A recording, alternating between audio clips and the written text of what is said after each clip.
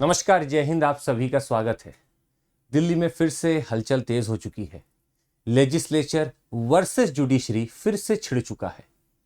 अब कहीं ना कहीं बार बार में कॉन्स्टिट्यूशनलिज्म, फेडरलिज्म, इन सब के प्रिंसिपल्स को साख पे रखते हुए अलग अलग निर्णय, अलग अलग ऑर्डिनेंस और लेजिस्लेशन किए जा रहे हैं। सुप्रीम कोर्ट का जजमेंट तो अभी कुछ ही दिन पहले आया, जिसमें कुछ चीजें क्लियर कर दी गई थी दिल्ली के एडमिनिस्ट्रेशन को लेके, पर अब एक ऑर्डिनेंस लाया गया है और उससे वापस से वही विवाद खड़ा होता हुआ दिखता है। आइए चर्चा करते हैं कि आखिर ऐसा क्या हुआ है। सारे ही लगभग न्यूज़पेपर में आप देख सकते हैं एक ही चीज चल रही है, और वो है centre reverses Supreme Court order, Delhi ordinance act of bad poor graceless loser, centre passes ordinance to nullify the Supreme Court decision. तो आइए समझते हैं कि आखिर ये डिसीजन था क्या और इसके खिलाफ क्या किया गया है। शुरुआत करते हैं एक मुस्कुराहट से। इस मुस्कुराहट में पीछे जो सुप्रीम कोर्ट का वर्डिक्ट था वो बड़ा ही बढ़िया था।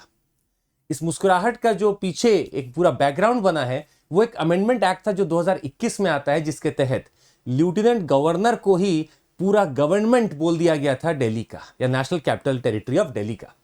पर सुप्रीम कोर्ट का जजमेंट आता है और वो साफ कहते हैं कि भाई लेजिस्लेटिव असेंबली है, यहाँ पे काउंसिल ऑफ मिनिस्टर होंगे तो गवर्नमेंट तो ये है।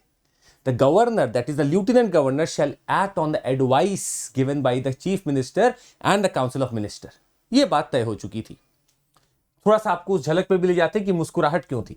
The court had to interpret clause 3A of article 239AA। देखिए 239AA डाला गया था। आप नीचे कमेंट करके बता सकते हैं कि national capital territory of Delhi का कौन सा वो अमेंडमेंट था जिसमें 239AA या AB डाला जाता है। वो कौन सा अमेंडमेंट था, नीचे कमेंट करके बताइएगा। हम आपको हिंट दे देते हैं, 60 से 70 के बीच में होगा। आप नीचे कमेंट करके बताइए।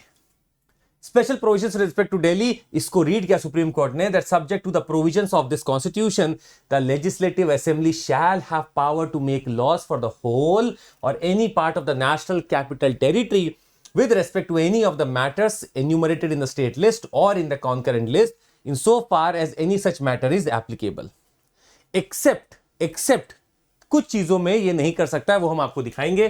कुछ चीजों में नहीं कर सकता है। खैर, आर्टिकल 239 स्पेसिफिकली एक्सक्लूड करता है लैंड, पुलिस और पब्लिक ऑर्डर। इन तीनों को छोड़ के हर जगह लेजिस्लेशन कर सकता है एनसीटी। सिर्फ लेजिस्लेशन की बात नहीं है, सर्विसेज भी अगर आप देखें, इन सारे तमाम लिस्ट में जो भी चीजें लिखी हुई हैं उनके ऊपर सर्विसेज भी देने वाले जो अधिकारी हैं, उनकी ट्रांसफर, उनके पोस्टिंग, ये कौन कर सकता है, इस पे भी दुविधा थी।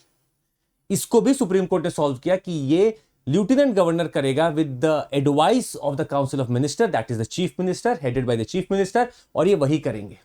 सिर्फ पब्लिक ऑर्डर, पुलिस और लैंड में इनका बस नहीं चलेगा, जो कि वो लेफ्टिनेंट गवर्नर डायरेक्ट कर सकते हैं with the discretion of course the centre. पर अदरवाइज यहां पे बाकी सारी चीजें, तमाम चीजें स्टेट लिस्ट और कॉन्करेंट लिस्ट में जो भी है, स्टेट उस पर लेजिस्लेट कर सकता है और अपना एग्जीक्यूटिव पावर भी रख सकता है। ये क्लियर हो चुका था। ये खुशी जो अभी हमने आपको दिखाई, मुस्कुराहट जो दिखाई, कुछ ही पल रुकी कि वापस से चीजें बदल दी गई। ये खुशी रुकी थी कि वापस से बदल दी गई, और बदल इस प्रकार दी गई कि एक अमेंडमेंट या फिर एक ऑर्डिनेंस लाया गया। ये ऑर्डिनेंस है जिसने एक नई स्टैट्यूटरी बॉडी बनाई है। ये क्या बना रहा है? The national capital civil services authority. National capital civil services authority headed by the elected chief minister of Delhi. तो मुस्कुराहट अभी भी कायम है क्योंकि वो हेड कर रहे हैं इसको, पर आगे मुस्कुराहट जाने वाली है क्योंकि अकेले नहीं है। It will also have the chief secretary and the principal secretary of the home department. मतलब 2 आईएएस अधिकारी होंगे और साथ में होंगे चीफ मिनिस्टर। तो आप खुद समझ सकते हैं लेवल गेम क्या किया जा रहा है। Where you have the IAS officers, that is the home secretary and the principal secretary along with the chief minister। अभी रुकिए, the NCSA will make recommendations to LG। ये रिकमेंडेशन करेगा किनको? लेफ्टिनेंट गवर्नर को, regarding transfer, posting, vigilance and other incidental matters. ये क्या करेगा? Recommendation, word को सुनिएगा, रिकमेंडेशन करेगा ये। And all matters required to be decided by the body shall be decided by majority of the votes of the members। मतलब इन 3 में से 2 तो सेक्रेटरी हैं। अब आप समझ सकते हैं सेंटर का कंट्रोल कैसे आ गया। ये 2 तो हमेशा एक पक्ष में रहेंगे, अकेला कौन पड़ेगा? दिख रहा है, मुस्कुराहट गायब होते हुए दिख रही है यहां पे। और यही बात सही है, यहां पे 3 लोग में से 2 तो बेचारे खिलाफ ही रहेंगे और एक चाह के भी कुछ नहीं कर पाएगा। अभी सुनिएगा। And voting this means that in effect the decision of the elected chief minister of Delhi can be overruled by the 2 senior bureaucrats। Furthermore, In case the LG differs with the recommendation made, they would be empowered to return the recommendation to the authority for reconsideration, and in case of continuing difference of opinion, the decision of the lieutenant governor shall be final. आप पहले stage में जिसको बढ़िया से रोक सकते थे, आपने थोड़ा मकसद और दे दिया, थोड़ा और टाइम दे दिया कि चलो आपको अगले में फेल कर देंगे। ये तो वो एग्जाम हो गया जिसमें कि आपको पास करा ही नहीं जा सकता। आप दे रहे हैं, आपने एक काम किया, उसमें आपको फेलियर होना चाहिए था, पर क्या किया, आपको दे दिया, चलो तुम आगे बढ़ जाओ, अगले लेवल पे फेल कर देंगे। अगर 2 ब्यूरोक्रेट से आप बच भी गए, कुछ अपनी चीज ले भी आए, तो भी लेफ्टिनेंट गवर्नर अब नहीं करने देगा। हो सकता है करने देगा, नहीं देगा उसका डिस्क्रिप्शन है, पर हो सकता है। तो कहीं ना कहीं दिल्ली वापस से उसी टर्मोइल में और उसी कंफ्यूजन में वापस से पहुंच चुकी है जहां पे कुछ दिन पहले थी। अब मजे की बात है कि आप ऑर्डिनेंस लाला के ऐसा काम कर रहे हैं, ये इतना जरूरी मुद्दा हो चुका था कि इसके लिए ऑर्डिनेंस लाना पड़ रहा है। हमारे पास हमारा पार्लियामेंट कितने अच्छे से चलता है आपको पता है, वहां कोई और काम नहीं हो रहा है, पर समय निकाल के ऑर्डिनेंस दिल्ली के लिए पास कराया जा रहा है कि सिर्फ इसलिए कि मेरे पास कंट्रोल है। देखिए कहीं ना कहीं ऑर्डिनेंस के ऊपर हम आपको कुछ बताना चाहेंगे और आपको समझना भी चाहिए। ये आर्टिकल 1, 2, 3, हाँ 123, it grants the power to the president to give out an ordinance, to issue ordinance during parliament recess and hence it is not possible to enact laws in the parliament. अगर मान लीजिए parliament session में नहीं है तो ये कर सकता है president. When one or either of the 2 houses of the parliament is not in session, the president may promulgate an ordinance. The president cannot issue an ordinance unless he is satisfied that the situation necessitates immediate action. The president's authority to issue ordinance is justiciable if intentions are proved malified. अगर गलत intention लगेगा तो justiciable है, court जाएंगे। नीचे comment करके बताइएगा कि क्या गवर्नर के पास भी ऐसा पावर होता है क्या ऑर्डिनेंस का? अगर होता है तो किस आर्टिकल के तहत होता है, नीचे कमेंट करके बताइएगा। पर अभी रुकिए, ऑर्डिनेंस लाके आपने पावर गेम, पावर टसल फिर से चेंज किया है, तो कुछ केस भी सुनते जाइए। ऐसा नहीं है कि सुप्रीम कोर्ट को ये नहीं पता रहता है। सुप्रीम कोर्ट को केस पे हम आपको दिखाएंगे। DC Wadhwa versus the state of Bihar case है, बड़ा पुराना केस है 1987 का, सुनिएगा।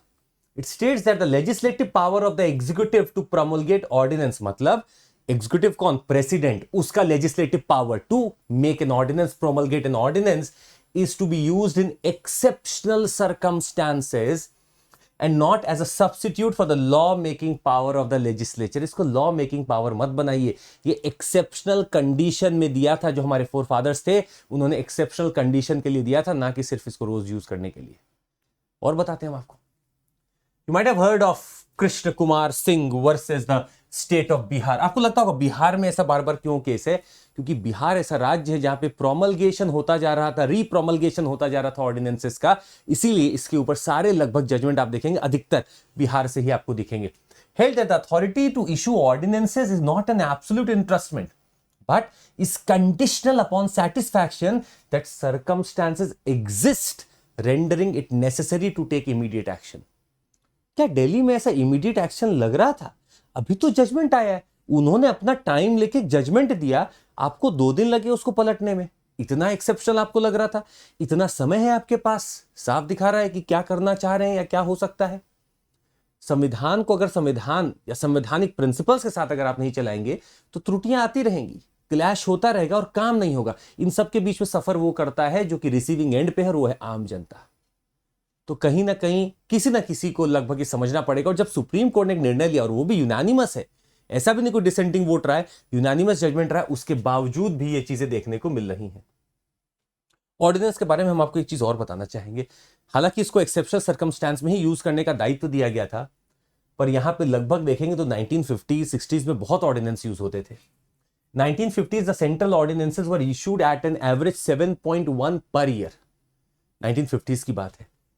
Number peaked in the 1990s at 19.6 per year, मतलब लगभग 20 ऑर्डिनेंस पर ईयर आते थे, and decline to 7.9 in the year 2010। The last couple of years has seen a spike like 16, 15, 14।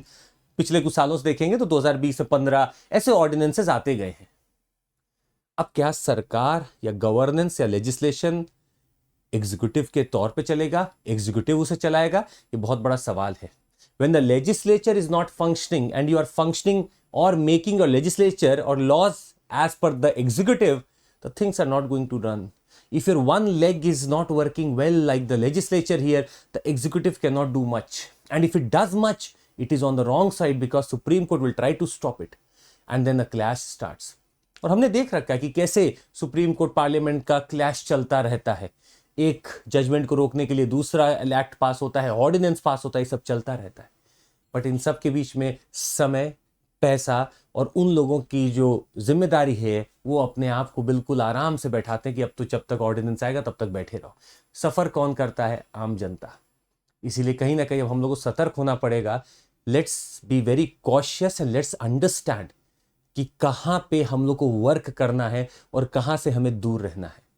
आज के लिए बस इतना ही। आपसे मिलते रहेंगे और आपको हम बता दें साफ तरीके से कि अगर आपको हमारे साथ जुड़ना है तो आप जुड़ भी सकते हैं। खैर 44th कॉन्स्टिट्यूशनल अमेंडमेंट पीछे लिख के आया है, पर हम आपसे जानना चाहते हैं कि 44th में क्या ऑर्डिनेंस के लिए कुछ बोला गया था। खैर अब तो आप देख लिए होंगे, नहीं तो 44th कॉन्स्टिट्यूशनल अमेंडमेंट एक्ट में बोला गया था that the satisfaction of the president to promulgate ordinance could be challenged in case an immediate action was not required. इसको चैलेंज किया जा सकता है, कोई भी ऐसा ऑर्डिनेंस हो उसको चैलेंज किया जा सकता है। चलिए आज के लिए बस इतना ही। आपको हम मिलते हैं फिर कल और आपको बताते हैं कि क्या और हम लोग कर सकते हैं। वाइन अकेडमी अगर आपके मन में है तो ऐसे सेशन होते रहते हैं, थोड़ा थोड़ा नोट्स भी आप बना सकते हैं। करंट चाचा सुबह हमारा 8 बजे होता है, आप उसको भी अटेंड कर सकते हैं। डेली न्यूज एनालिसिस है वो।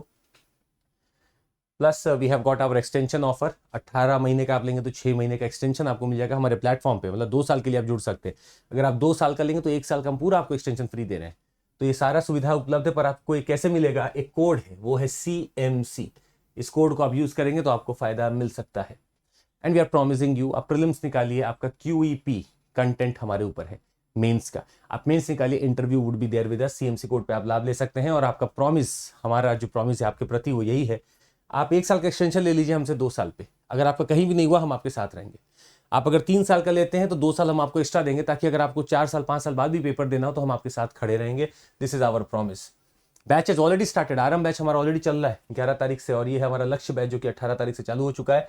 EMI में भी आप ले सकते हैं, और हमारा ऑफलाइन बैच भी चालू है दिल्ली में।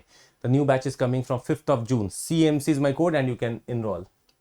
That would be all from my side. Thank you so much. Take care. Jai Hind. Bye bye.